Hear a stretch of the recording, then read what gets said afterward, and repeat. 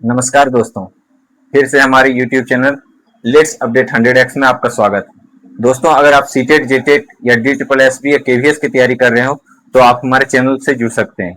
अगर दोस्तों आप CDP में कुछ टॉपिक पढ़े हुए हैं, अगर नहीं पढ़े हुए हैं तो आप हमारे YouTube चैनल पे ग्रोथ एंड डेवलपमेंट का फर्स्ट टॉपिक डाला हुआ है, आप उसके डीपली पढ़ सकते हैं और उसी का टॉपिक अभी चल रहा है। पहला टॉपिक है बेसिक्स ऑफ इंडिविजुअल डिफरेंसेस। दोस्तों, व्यक्तिगत विभिन्नताएं के आधार, ठीक है, चलिए इसके बारे में समझते हैं। जैसे व्यक्तिगत विभिन्नताएं के आधार, जैसे कोई भी कभी दो मनुष्य एक जैसे एक समान नहीं होते, ठीक है, कोई भी जानते हैं। तो अगर दो मनुष्य एक समान नहीं हो सकते तो किस प्रकार नहीं हो सकते? फिजिकल नहीं हो सकते, इमोशन नहीं हो सकते, कॉग्निटिव नहीं हो सकते, यही है। सोशली नहीं हो सकते, किसी का बात करने का व्यवहार अलग होगा, किसी का फिजिकल मतलब कोई हाइट में कमी होगा, किसी का वजन में कमी होगा, किसी का बुद्धि क्षमता कम होगा, किसी का तेज होगा। कोई बच्चा ऐसा है जो बहुत जल्दी पढ़ सकता है, बहुत जल्दी लिख सकता है। कोई ऐसा बच्चा है जो लिखने में कमजोर होगा, बहुत धीरे धीरे लिखता है। ठीक, आइए चलिए देखते हैं किस किस आधार पे इंडिविजुअल डिफरेंसेस मिलता है। हेरिडिटी पे, वंशानुक्रम पर। उसके बाद वातावरण, आयु में, जेंडर, इंटेलिजेंस बुद्धि पर, इंटरेस्ट और रुचि, सामाजिक एवं आर्थिक स्थिति, शिक्षा एवं प्रशिक्षण, सांस्कृतिक परंपराएं। जैसे हेरिडिटी, वंशानुक्रम, कोई माता पिता पर चल जाता है, कोई कोई माता पिता से हट के आता है, तो थोड़ा थोड़ा इस पर हेरिडिटी पर हो गया। इन्वायरमेंट, पर्यावरण उसका कैसा है, क्या खान पान कैसा मिल रहा है, उसका वातावरण कैसा मिल रहा है, उस पर जाएगा।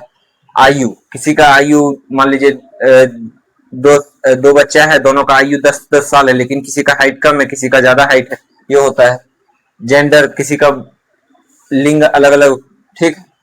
इंटेलिजेंस बुद्धि, किसी का बुद्धि क्षमता बहुत तेज होता है, किसी का कमजोर होता है, इसलिए सब टीचर को लेकर के समान लेकर के चलना पड़ता है। इंटरेस्ट एंड एप्टीट्यूड, मान लीजिए किसी बच्चा का रुचि गणित में ज्यादा है, किसी बच्चा का रुचि खेलने में है, यही है। सामाजिक और आर्थिक स्थिति, किसी किसी का बच्चा का देखिएगा तो समाज में अच्छे से वो खान पान करेगा या तो मिलजुल करेगा, किसी बच्चे का नहीं, अकेलापन रहता है, किसी से बात नहीं करता है। शिक्षा एवं प्रशिक्षण, बहुत ऐसे बच्चे जो पढ़ नहीं पाते हैं, बहुत ऐसे बच्चे जो पढ़ के आगे निकल जाते हैं, तो दोनों में अंतर है। संस्कृति एवं परंपराएं, बहुत से बच्चे जो मान लीजिए कोई त्यौहार आया तो वो अच्छे से त्यौहार मना रहे हैं, कोई बच्चे ऐसे हैं जो त्यौहार के दिन भी काम कर रहे हैं, तो ये सब है डिफरेंसेस, ठीक है। आइए, heredity provides the potential, environment develops it. Heredity जो वंशानुक्रम है वो क्षमता देता है, और जो वातावरण है वो आपको विकास करवाता है, ठीक है।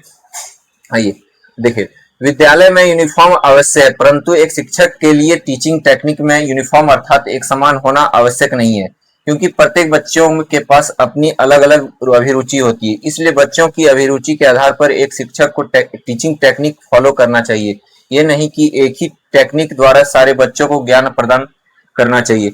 जैसे देखिए, कोई भी स्कूल है तो वहां पे ड्रेस का जो यूनिफॉर्म रहता है वो एक जैसा रहता है, इसलिए रहता है क्योंकि बच्चा जब भी पढ़ने जाए तो वहां पे अमीर और गरीब का भेदभाव ना हो, सीधा सी मतलब है। अगर वहां पे अमीर गरीब का भेदभाव होगा तो टीचर भी देखेंगे कि नहीं, ये अमीर कास्ट से आ रहा है, होता है। जैसे कि मान लीजिए थोड़ा ठीक सज के धज के आ रहा है तो इसको थोड़ा ज्यादा तवज्जो मिलता है, और जो वही गंदा फटा कपड़ा पहन के आता है उसको थोड़ा कम मिलता है। तो इसीलिए कहा गया कि विद्यालय में यूनिफॉर्म आवश्यक है, ताकि टीचर सबको एक जैसे आके, कहीं भी बच्चा बैठे उससे मतलब नहीं है, लेकिन टीचर एक जैसा सबको देखे। लेकिन जब टीचिंग टेक्निक हो तो उसमें यूनिफॉर्म नहीं आना चाहिए। अगर मान लीजिए टीचिंग टेक्निक में आप यूनिफॉर्म ला रहे हैं, जैसे कहने का मतलब है कोई कमजोर बच्चा है तो उस कमजोर बच्चे को आप उसी तरह पढ़ा रहे हैं, जो तेज बच्चा है आप भी उसी एक ही टीचिंग टेक्निक को अपनाए हुए नहीं, हम 2+2 4 ही बताएं। कभी भी विद्यालय में जो है वो ड्रेस यूनिफॉर्म हो सकता है, लेकिन टीचर किसी बच्चों के साथ यूनिफॉर्मिटी नहीं ला सकता है, क्योंकि अगर टीचिंग टेक्निक में अगर बच्चा लाता है यूनिफॉर्मिटी तो उसमें सबसे बड़ा दिक्कत होगा बच्चों को। अगर मान लीजिए कोई टैलेंट बच्चा है और जो कमजोर बच्चा है, दोनों को एक तरीका से पढ़ाया जाए तो बच्चा में दिक्कत आएगा। जो टैलेंट वाला है वो अच्छे से सीख जाएगा, लेकिन जो कमजोर है वो कमजोर ही रह जाएगा। इसीलिए टीचिंग टेक्निक में एक ही जैसा लाना उचित नहीं है। इसलिए देखिए, जैसे मान लीजिए कोई कमजोर बच्चा है या तेज बच्चा है, तो उसमें से अगर 2+2 हम 4 सिखा रहे हैं तो इसमें क्या होगा कि जो तेज तर्रार बच्चा है वो तो 2+2 4 सीख जाएगा, लेकिन जो कमजोर बच्चा है उसको भी तोड़ के बताना पड़ेगा। जैसे मान लीजिए 2 है तो इसको 2 लाइन पार के दिखाएंगे, उसके बाद फिर बोलेंगे जोड़ दो, फिर कितना है 2 है, तो इस तरह काउंट करके उसको बताएंगे कि टोटल 4 हुए। ठीक है, तो इस तरह अगर बताते हैं तो हम जो टैलेंटेड बच्चा है उसको भी साथ में लेकर के चलेंगे, जो डल बच्चा है उसको भी लेकर चलेंगे। चलिए आइए दोस्तों फिर चलते हैं हेट्रोजीनियस और होमोजीनियस में क्या अंतर है, पहले देख लेते हैं। देखिए शिक्षक के लिए क्या क्या है, यूनिफॉर्म इंस्ट्रक्शंस ये नहीं रहना चाहिए, एक समान अनुदेशन नहीं रहना चाहिए। उसके बाद डिफरेंशिएटेड इंस्ट्रक्शंस, विभेदी अनुदेशन। देखिए डिफरेंशिएट रहना चाहिए, मतलब सब बच्चे को अलग अलग देख करके कि कैसा कौन पढ़ने में उस हिसाब से चलना चाहिए, ना कि एक जैसा पढ़ा रहे हैं। ये सही है आपका डिफरेंशिएट, ये आता है एग्जाम में। यूनिफॉर्मिटी इंस्ट्रक्शन नहीं रखना है, डिफरेंशिएट इंस्ट्रक्शन रखना है, लेकिन अगर विद्यालय में यूनिफॉर्म ड्रेस है तो सही है। ठीक है, आइए यदि आप बच्चों का ग्रुप बनाए तो विभेदी अनुदेशन का प्रयोग होना चाहिए। ठीक, होमोजीनियस और हेट्रोजीनियस में अंतर क्या है, देखिए होमोजीनियस जो होता है वो आपका होता है सेम, मतलब होमो मतलब क्या होता है एक समान, जो एक समान में आ गया, और हेट्रो मतलब क्या होता है अलग अलग। जैसे मान लीजिए होमो में अगर आप किसी बच्चा को आप पढ़ाते हैं तो क्या होता है कि आप एक टैलेंटेड बच्चे को एक ग्रुप में डाल दिए और जो कमजोर बच्चा रहा वो एक ग्रुप में चला गया। तो वैसे क्या होता है टैलेंटेड बच्चे आगे बढ़ जाते हैं, लेकिन जो डल बच्चे रहते हैं वो पीछे रह जाते हैं। तो जो डल बच्चे रहते हैं उनको पढ़ने में इच्छुक नहीं रहता है, तो वो आगे पढ़ाई नहीं कर पाते हैं। तो इसलिए दोस्तों अगर हेट्रोजीनियस अपनाएंगे तो उसमें क्या होगा कि अलग अलग तरह के ग्रुप बनेगा। जैसे मान लीजिए टैलेंटेड और डल वो एक समान मिल करके बनेंगे ग्रुप। ठीक है, आइए चलिए चलते हैं। अतः सेम एबिलिटी वाले को एक ग्रुप में नहीं रखना है। ठीक, आधुनिक शिक्षण में जो है वो उस पर हेट्रोजीनियस क्लासरूम पर ज्यादा बल देता है। एनसीएफ जो या फिर आपका हो गया इंक्लूसिव एजुकेशन, वो आपका हेट्रोजीनियस पर बल देता है। ठीक है, शिक्षक को इंडिविजुअल डिफरेंस के हिसाब से क्लासरूम को मैनेज करना चाहिए।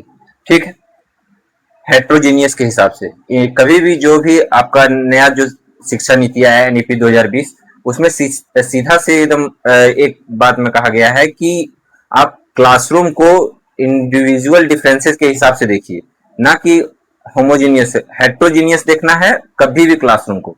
ठीक है, एनसीएफ के अकॉर्डिंग। चलिए आपके लिए एक क्वेश्चन है दोस्तों, इंक्लूसिव एजुकेशन के लिए सबसे उपयुक्त कौन सा माना जाता है, जैसे होमोजीनियस होगा या हेट्रोजीनियस, आपको ये जवाब देना है कमेंट बॉक्स में। ठीक है दोस्तों, चलिए इस प्रकार से इंडिविजुअल डिफरेंस को समझने के लिए होमोजीनियस और हेट्रोजीनियस दोनों प्रकार के समूह अति महत्वपूर्ण। समावेशी शिक्षा और बाल केंद्रित शिक्षण में हेट्रोजीनियस को अत्यधिक प्रभावी माना जाता है, क्योंकि यह विविधता, सहयोग और सामाजिक को अधिक बढ़ावा देता है।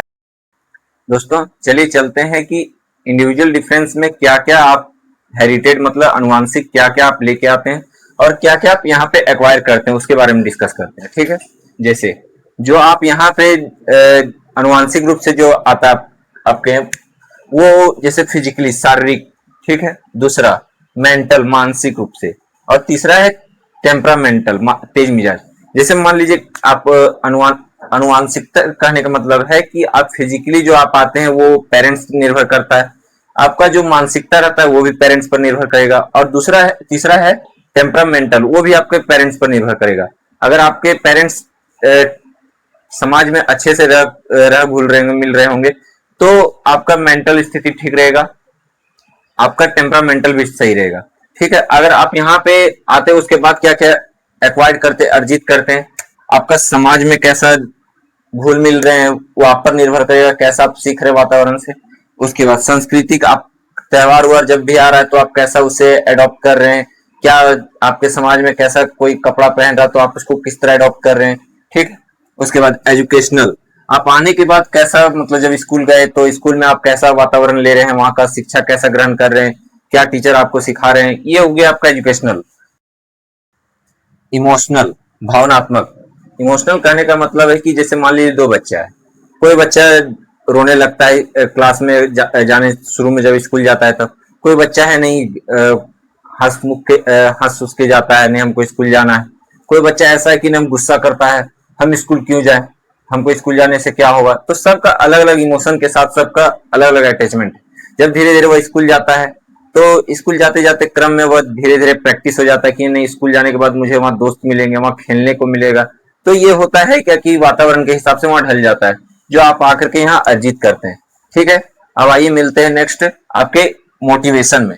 ठीक है दोस्तों, चलिए दोस्तों, अगर आप इसी तरह बने रहिएगा हमारे यूट्यूब चैनल पर, तो आपको इसी तरह के सीडीपी के सब टॉपिक मिलते रहेंगे। ठीक है दोस्तों, मिलते हैं नेक्स्ट टॉपिक पर, मोटिवेशन पर, अभिप्रेरणा पर। तब तक अगर हमारे YouTube चैनल पर अगर वीडियो आपको अच्छे लग रहे हो तो लाइक, सब्सक्राइब और कमेंट करते जाइए दोस्तों। अगर कहीं कुछ प्रॉब्लम हो तब कमेंट कीजिएगा, हम उसका उत्तर देने के लिए तत्पर हैं। ठीक है, मिलते हैं दोस्तों, धन्यवाद, जय हिंद।